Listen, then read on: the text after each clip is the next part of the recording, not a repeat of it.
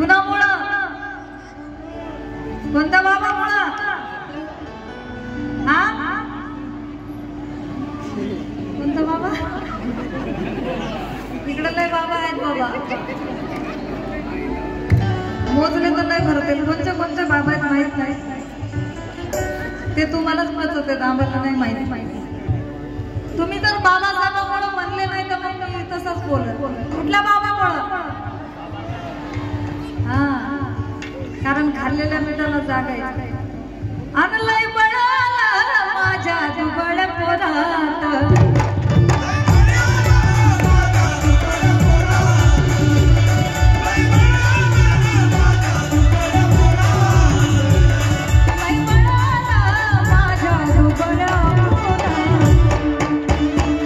बाबासाहेबांमुळं, बाबासाहेबांमुळं, बाबासाहेबांमुळं तुझ्या माझ्या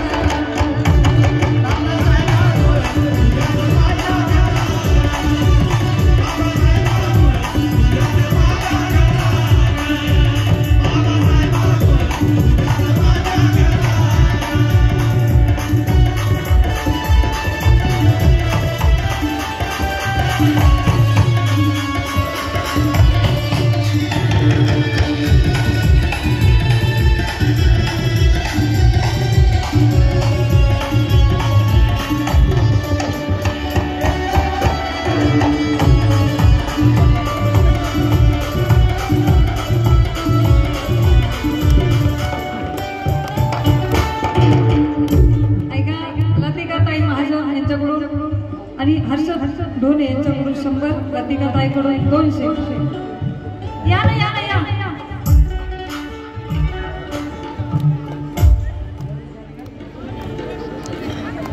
आपल्या बाबाची जयंती आहे, बाबाची जयंती आणि एकटीच भीमाची वाघीण नसते, तर त्या भीमाच्या वाघिणीसाठी टाळे वाजवायचं. बघा, राजवाड्यातला जय भीम या. राजवाड्यातला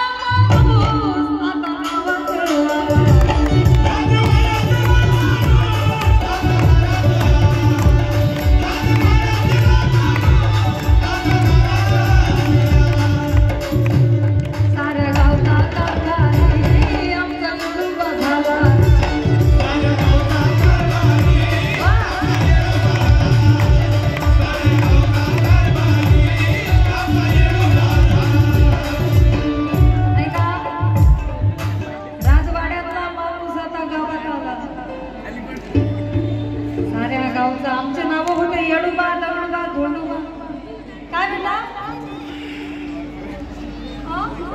100 वापर. ठीक आहे. आणि म्हणून माझी माय म्हणते आता हे उच्च शिक्षित मुलं झाले, मोठ्या मोठ्या पदावर बसले, अधिकारी झाले, म्हणून माझी माय म्हणते झेंडा निळा तो दिसतो जय भीमवाल्याच्या बंगल्यावर. ऐका नाही आजी, झेंडा निळा तो दिसतो जय भीमवाल्याच्या बंगल्यावर, आणि सुखाचा तो डोंगर बसतो जय भीमवाल्याच्या बंगल्यावर.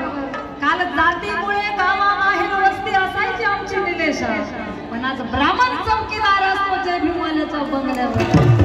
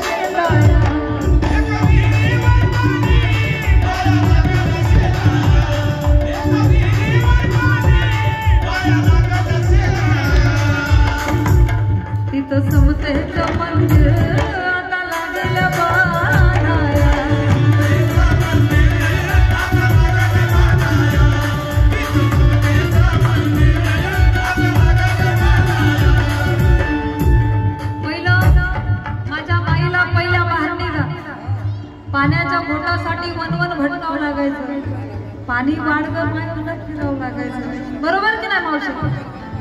आणि आज शावर खाली आंघोळ करतो, बेसिन मध्ये भांड धुवायचं असेल तरी बकेट भर पाणी खराब करतो. हे सगळं बाबासाहेबांच्या पुण्याईने. नदीचं पाणी डायरेक्ट नळाने आपल्या घागरीत आहे, ते पित नाही आपण, बिस्लरीचं पाणी पितो, फिल्टरचं. हे सगळं बाबासाहेबांमुळे आहे. आणि पहिलं कसं होतं, काल आडात पाणी होतं, विहिरीत पाणी होतं, तळ्यात पाणी होतं. काल आडात पाणी होतं, विहिरीत पाणी होतं, तळ्यात पाणी होतं. अरे त्याच पाण्यासाठी आमच्या डोळ्यात पाणी होतं. पण आज बाबासाहेबांच्या पुण्याईने निलेश दादा लिहितात की भीमामुळे 9 कोटीची पेटली आज चूल आहे. भीमामुळे 9 कोटीची पेटली आज चूल आहे. पैसा आला कमी नाही, खिसा आमचा फुल आहे. काल पाण्यासाठी तुम्ही आमचा छळ केला भडव्यांनो, पण आज भीमाच्या पुण्याईने निलेशा आमच्या बंगल्यात स्विमिंग पूल आहे. आमच्या बंगल्यात